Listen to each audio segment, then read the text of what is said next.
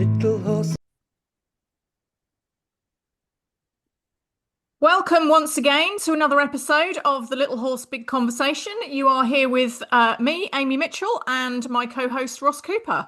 And what we thought might be kind of fun was we're going to interview each other over the next couple of episodes. So in today's episode, I'm going to interview Ross and ask him a few questions so that can let you all know a little bit more about Ross Cooper the Horseman. But what I really wanted to start with for Ross, he's just been away on a trip to Colorado in the States at a Mark Rashid clinic. So I'm sure most of you will be familiar with Mark Rashid. I as a teenager, started reading his books and have followed his work ever since. So it's really cool for me for two of my favourite horse people, Ross and Mark, to have been spending a few days at a clinic together. So I'm really interested to know, Ross, how was the clinic? How did it go? What did you learn? What have you come back with? Tell us all about it. Oh, Jesus Christ. I think I might have to ask you to repeat those questions. I've only been back in the country 24 hours. Um, well, what an experience. I think, like we've just said, I think I'm still processing the past 10 days. Which question do you want me to start with? You're gonna have to Well, help just me just out give us here. a what just give us a bit of an overview of the clinic and what you've taken away from it, really, I guess. Well, I mean, I first came across Mark's work, I'd say, probably about 13 years ago. And I remember reading his first book, Horses Never Lie, on the way to a client in Wales. And the one thing that I've always really loved about Mark's way of working is his outside the box approach to working with horses. There's not a set method, there's not, things need to be done this way. It's done in such a way where the horse is very much put first, but it's not guided by parameters, more principles. And I really think that having access to Mark's reading so early on, I think that massively shaped how I went forward Mm. because I don't particularly go with the grain with anything, and I know Mark certainly hasn't. So it feels it only felt right that when the opportunity came up to go and work with him, that I stopped putting it off and I bit the bullet and booked the flight. So, you know, So back how after was it? 10 days. Tell us all about it. I'm I'm excited to beating hear. around the bush here, aren't I? You are. Um, I there are quite a few words, but I'm going to try and bring them together a little bit. I found the whole process for me very grounding. I think everything happens at the right time. So when I'd previously looked at going to work and signing on to one of Mark's clinics, it had just I'd never done it, timing wasn't right. So I very much feel that going going at this point in time has done what it's needed to do for me. So the clinic was 5 days long. It was based at Happy Dog Horse Sanctuary just outside Colorado. So they've got 70 horses. Um, they offer quite a few clinics, and they're a charity as well. So they do, you can sponsor horses there, and they are very fortunate to have Mark there as a residential clinician. So the clinic was 5 days, and you're effectively paired up with a horse for that period of time, providing you feel comfortable. So my buddy for the week was I think he was a 14-year-old quarter horse called Champ, and he was an ex-reiner.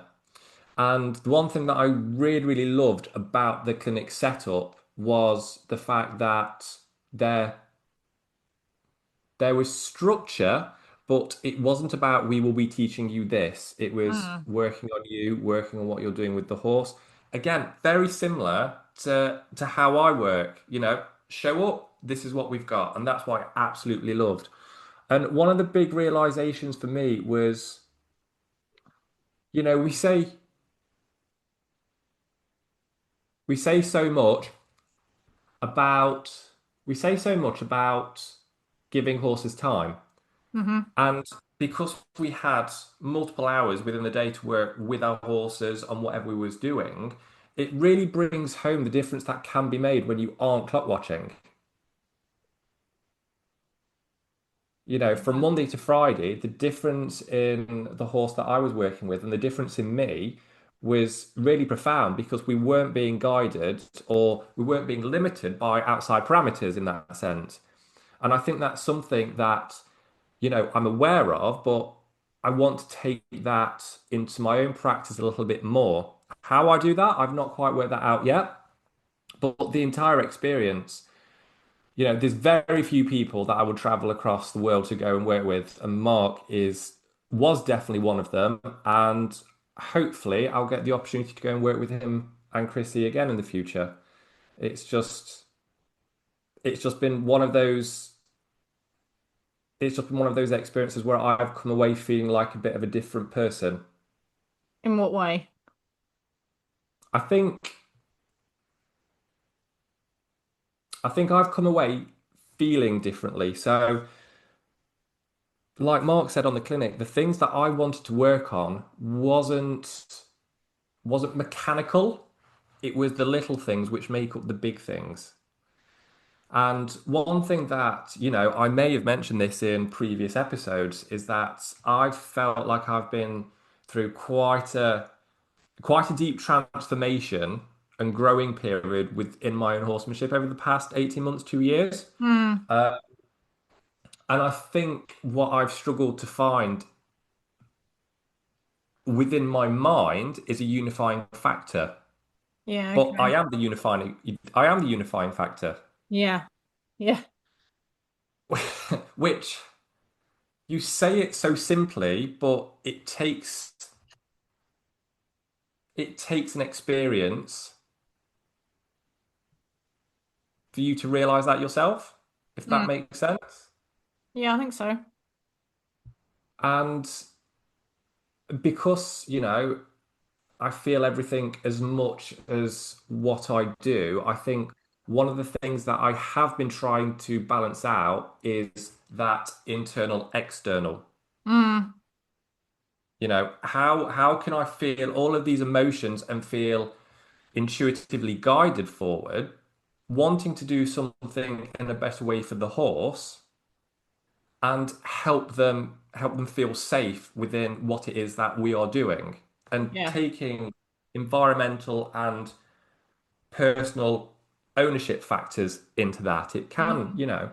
It can be a tricky one to mediate, but I really think after this week, I've come away a lot more centered and with a hell of a lot more confidence within my own self-belief. Yeah, that's really And good.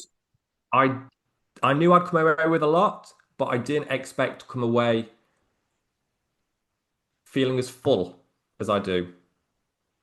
Yeah, that's very cool. That's very cool. And I think so that kind of leads a little bit into a next question because I wonder whether the the the trip that you've just been on, I wonder whether it's helped you kind of clarify the answer to this question a little bit. Um, so for people that don't know you, how do you describe what do you do?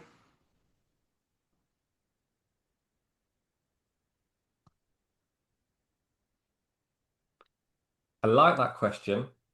I would say my focus is in whole horse development in modern day horsemanship. That's how I would sum up what I do in one sentence. Okay, what does that mean? That would mean, Sorry, I'm oh, giving you a I grill. hate the hot seat. For me, that would be taking into, and I know, I know when you read on bios, and I know when people say it, that people say, we look at the emotional side, we look at the physical side. But to me, it really is encompassing all of that because I can feel it too. Yeah. So it's looking at the emotional state of the horse. It's looking at the psychological state of the horse. It's looking at biomechanics. It's looking at external influences like the environment, like the rider, like nutrition, like hoof balance, like bodywork, Mm, everything that creates this dynamic that we have with domestic horses. You can't just, this is just my perspective anyway, you know, my main background's horsemanship and behavior, but I can't just focus on horsemanship and behavior. I need to look at more how that horse moves. I need to look at how that environment is shaping the behavior and shaping the movement. I need to look at the nutrition, which is going to be affecting the gut biome, which is going to be affecting potential hoof balance, which is going to be affecting muscles, which in turn is going to shape behavior. And none of this yeah. works in isolation. Yeah, absolutely. And that's probably why I was like, okay, this is the sentence. This is what I've got for you. Yeah. Because, and thank you for pushing me on this because I'm sweating profusely, but you've made me answer it and I can listen to this back. It- it's it's pushed me to explain what it is that I do and what I look at because I think on the basis of it, you go, oh, Ross does whole horse development. But what does that mean? Yeah. Yeah.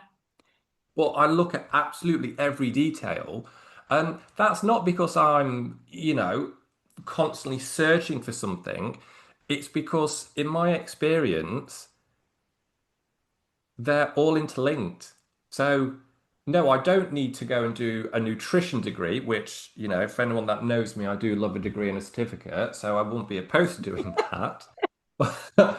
But I would like to know more about nutrition. I would like to know more about behavior. I would like to know more about body work. You Yeah. know, all of this because they don't work separately from each other. No, And absolutely. the great thing is that there are, so many professionals out there which are open to working with other professionals within their different remit. So you've got a team together that's great because it saves one person having to, like you've said to me before, be everything to everyone. But I do still think it is beneficial to have a basis of your own knowledge about certain things because it will come in handy at some Yeah, point. I mean, even if all it does is help you to recognize when there's a problem with something and be able to say, I think you need to get someone who is an expert in this to look at this because this is what I'm seeing and it's not quite right. I'm not the expert in it, but this person is. I think Yes, acting as that kind of linchpin signposty type thing. Um, yeah, completely. yeah, definitely, Yeah. definitely. So what Yeah, what it's just what motivates you? What gets you out of bed in the morning? wanting to make the world a better place. That's always been my motivating factor. And before I started working with horses, that was still my motivating factor. Hmm. I want to do better. I want to help change the world for the better. And I didn't originally know what that would look like. But, if I can go out and help make a person's day better and a horse's day better just from, maybe an hour or two of me being present there, I come away from that day feeling super stoked about a difference that I've managed to make to people and really importantly, a horse's life. And if I can continue doing that day in, day out for the next 40 years, I'll be very happy with that. So kind of leading on from that a little bit, um, what would you like to change in the horse world? Oh, If you had a magic wand, what would be the things that you would really want to change? you've got some good questions. You've got some really good questions here. Heads up, guys, I have no idea what Amy's going to ask me No, today, so he's had zero preparation and he's probably feeling a bit jet lagged. So you're getting it um, raw and real. oh, we should have. I should have thought about us penciling this in today. Um, oh, a magic wand. Can I give you a top three, or Please does it have to do. be Yeah. one? No, top three sounds good. Awareness. Of. Awareness, the awareness of people towards horses. I think there is a lot that we as people are blindly unaware of that quite often gets horses into trouble. Give us an That's either example. that's either a lack of awareness of how a horse functions, what are their actual needs, what are their basics of behavior, Yeah.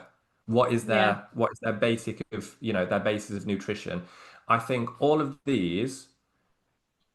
that information is out there on a very basic level and it's accessible to everyone. So I would wave a wand and bring that to people's consciousness because I think that would be an absolute game changer in helping train horses, in helping management, and helping welfare overall because people would go, yes, no, I know this. This is good, solid evidence to go, Yeah.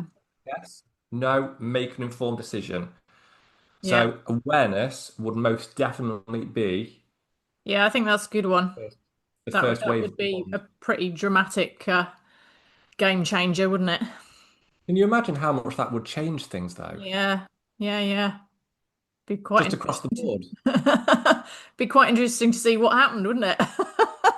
I'm sure I do have a wand somewhere as well. I can kind of give it a wave and see what So happens. what's your number two? Oh, number two. I don't know if I've just answered all three with that one wave. Um, I would. So the one that springs to mind for number two would be access to natural living space. I think limited space again is a massive influence in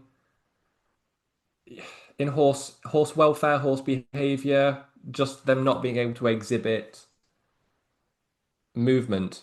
Like we've said previously, movement is so beneficial for horses. And I know that here in the UK we do have limitations on space and the amount of horses on, any one property and things like that. But I genuinely think that if we had more space, or if we're able to utilize it better, I think that would be a second wave of the wand. Yeah. Either create more space or create less horses. Yeah. Yeah. Yeah, that feels that's a good call. And I know that last one might sound like a little bit of a eyebrow raiser, but less horses on one property will equal better quality management for those horses there. Yeah. So I'm looking at it objectively to make, that sort of call because we aren't making any more space, but we are cramming more horses onto the space that we have. Yeah. So Yeah. yes, that would be the second wave of the wand. And a third wave would be to look for the positives, to help people be more optimistic about themselves, about their horses, because I think if you do look for the good in things, which is a massive, I hope that comes across anyway, which is a massive, not a way that I work, that's just me. I do look for Mm. the positives in things. And I think, when I go out and see people I think a lot of the time, and very understandably, they're looking in the wrong place. They're looking for what they're trying to stop, or they're looking for what's going wrong, as opposed to actually building forward on what's going right. And I think that has a massive influence on our overall interaction with horses, but Mm. also how we navigate life.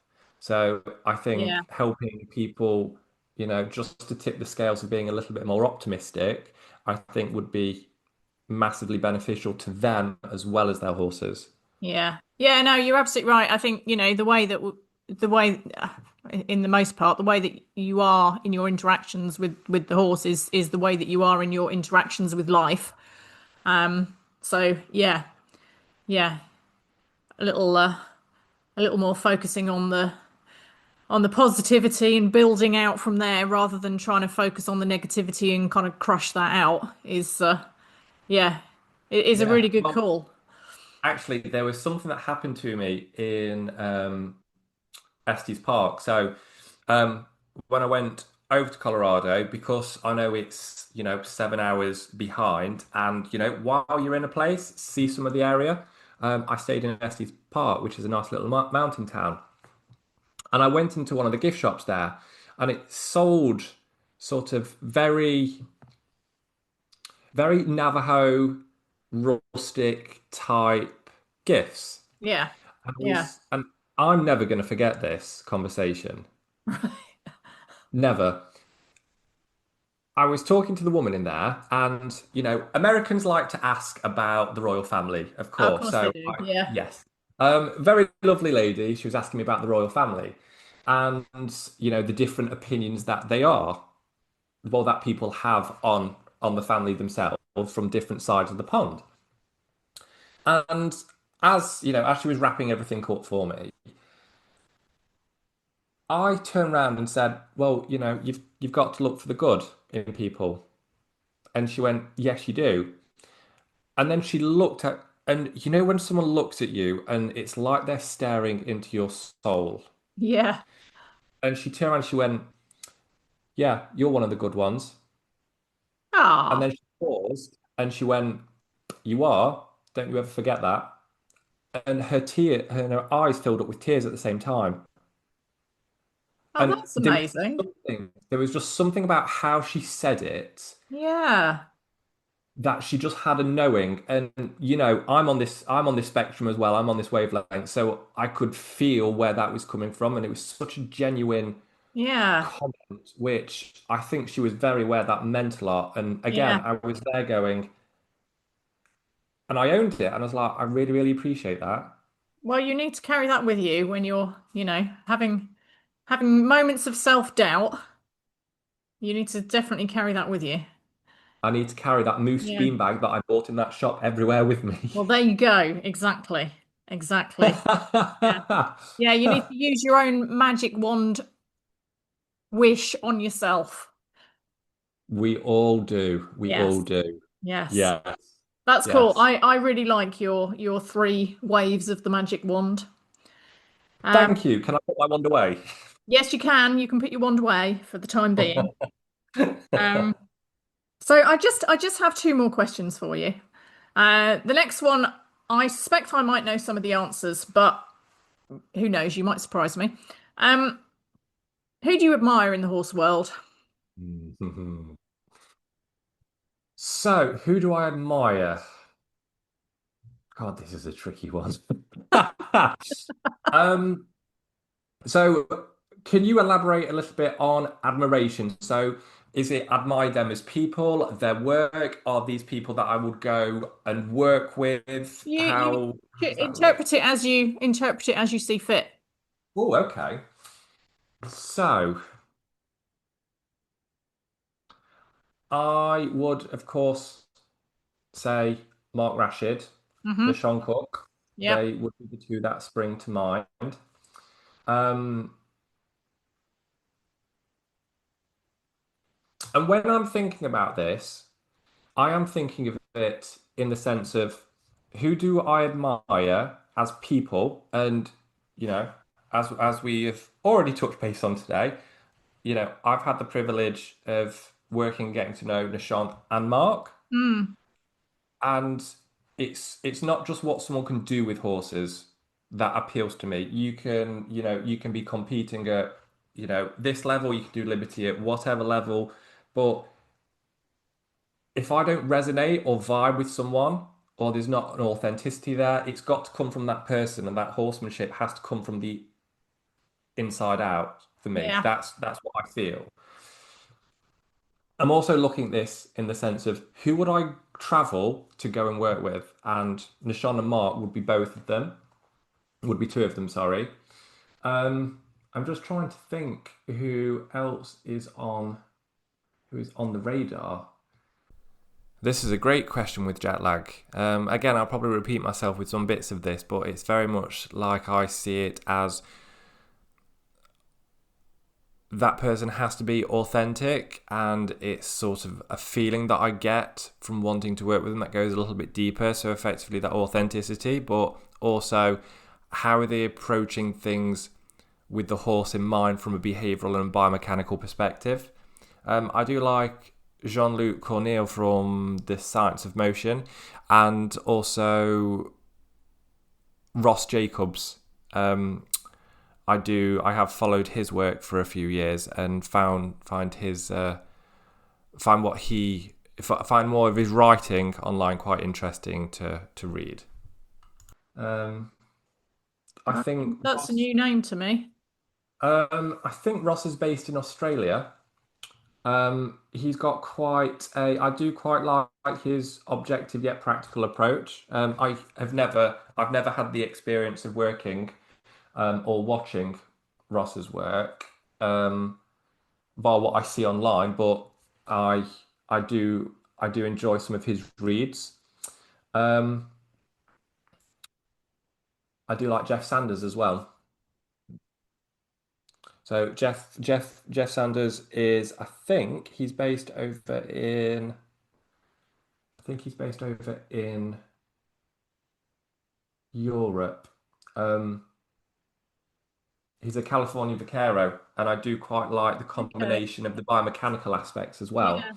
Yeah. Um, so yeah, Jeff and Ross's work I do enjoy watching and seeing online. Yeah. Um, Nishon and Mark wholeheartedly would work with them at the drop of a hat tomorrow. Yeah. Yeah. And I think, is there a common theme between these people? I'm just musing out loud. Again, I think it comes from the inside out, and they have Mm. got quite an objective for the horse approach, which goes deeper than surface level. Yeah, it's a kind of an authenticity, isn't it? one of the things I've always taken from Mark's books is how he talks about, the way that you show up, Hmm. but that you need to be living, you can't just turn up for the horse and try and show up in a particular way with the horse. You have to be bringing that way of showing up and that approach to life into everything that you do, because otherwise it's unauthentic. And Yes. that, and I really like that.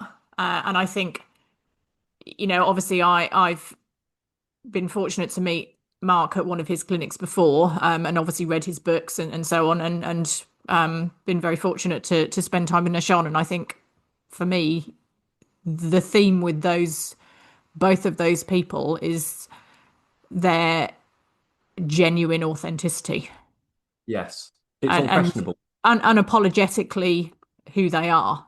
They're not trying to Yes. be somebody else or emulate someone else or walk anybody else's path. They're very much their own people and stand by their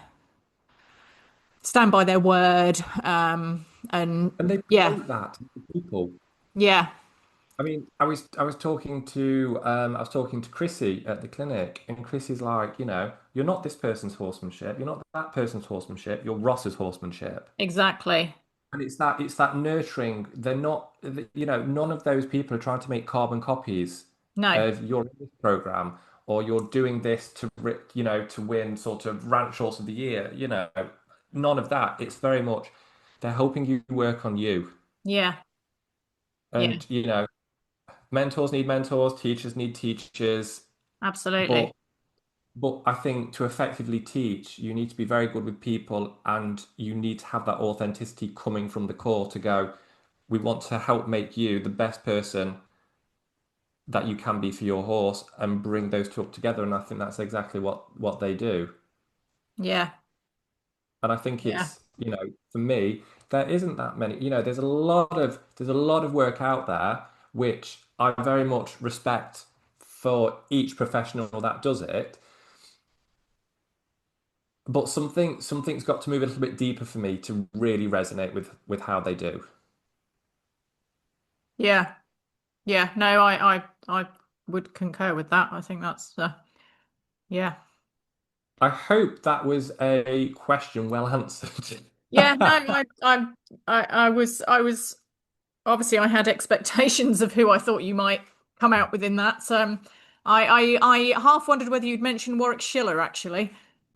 Yes, of course. Can I blame the fact that I've not mentioned Warwick on the jet lag? I literally, as we was wrapping up those questions, thought, yes, of course, Warwick, because I do really resonate with the way that his horsemanship has developed over the years.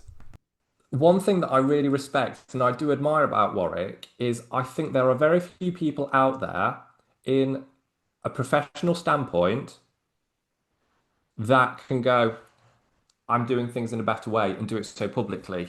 And I Yeah. think what Warwick has been able to achieve through that openness, I think warrants a lot of respect. So I was on the cusp of saying Warwick, and Warwick is one of those, but I was thinking I've just listed four people. I can now probably think of another three. Yeah, well, yeah, yeah, yeah. So yes, Warwick, if you do ever listen to this, you haven't been left out. I'm sure he'd be delighted to hear that. I hope so. Okay. So yes, yeah. So for my last question, what do you see ahead for Roscoe horsemanship? Where is the world of Ross going? Nishon asked me this question the other day, and I was like, God, Oh, you see, you've that. had plenty of time to think about it then. Yes, but I kind of like go, it's a question about me, give it a quick answer, and then run. There's nowhere Um, to hide. I will give you what I gave Nishon, and I will say it feels like I'm heading into a little bit of an uncharted area. And I know that sounds really ominous, and I think if I was to build on that, I'm not thinking about where my horsemanship's taking me. I'm letting it take me. Does that make sense? It does, but it feels like a cop out of an answer. Oh, right. Okay. I feel, God, honestly, I think I've sweat so much in this interview. Um, If I you need to if you could rehydrate get every your time. okay, let's put it a different way. If you could I like it. Stay with me. get Don't your give up on magic me. wand back again. Yep, lovely. He's raised the magic pen. Um, if you could wave the magic wand, what would you where would you like to, how would you envision things? So I'm sorry, I've ignored that last changeover and I'm sticking with the original question that you gave me. Okay, okay. Um, so I feel that I'm heading towards bringing all the different elements that I have effectively diversified into, Hmm. and I'm I feel like I'm allowing myself to sit with the fact that I am the unifying factor with how I work. Yeah, And for the first time in a long time, feeling really calm and peaceful with that, feeling sure about it. And how I would like to take that forward is, and you're aware that this has been something that I've been working on for a couple of months anyway, and it's in the background.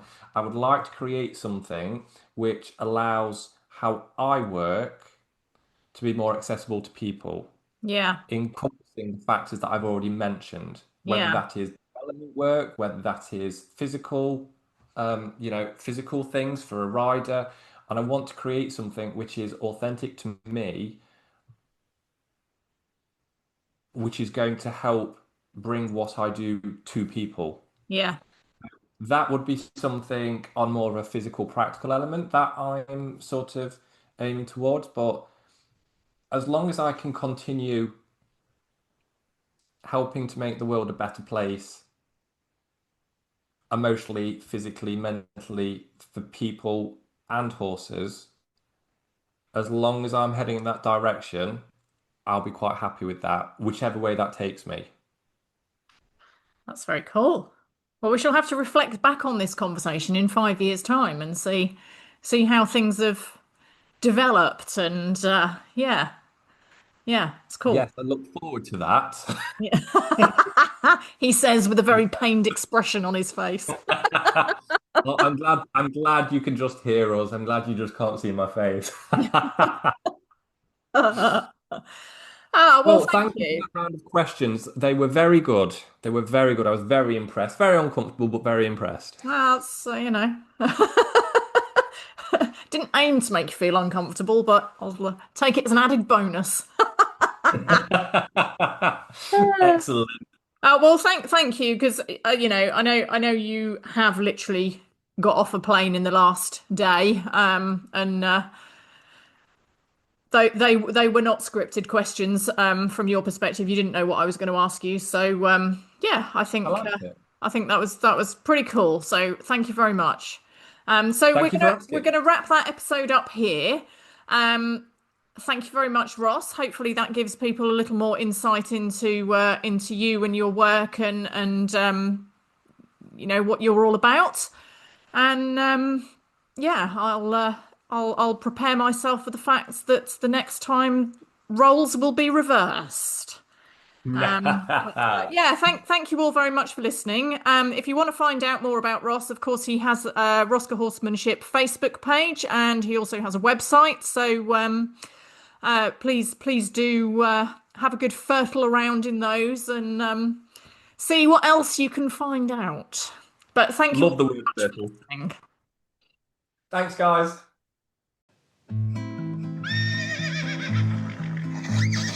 Little Horse and Big Conversation. Welcome to Little Horse and Big Conversation, where we give them their say, let the horse guide the way. Here at Little Horse and Big Conversation, we have the choice, so let's give them a voice. Here at Little Horse and Big Conversation, Little Horse and Big Conversation.